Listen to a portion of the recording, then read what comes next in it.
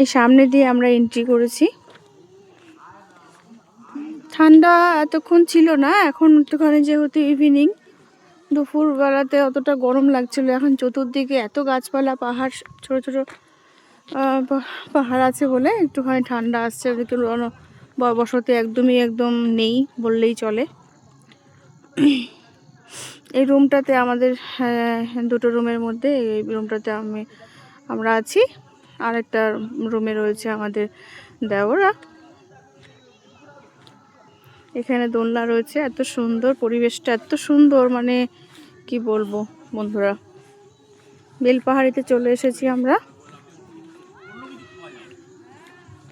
পাহাড়িয়া।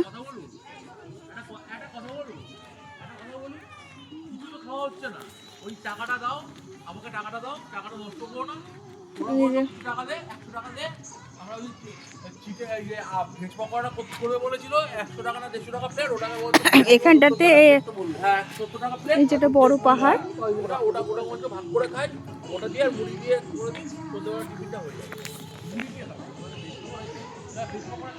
এখানটাতে আমরা লাঞ্চ করেছিলাম বন্ধুরা। এত সুন্দর জায়গা,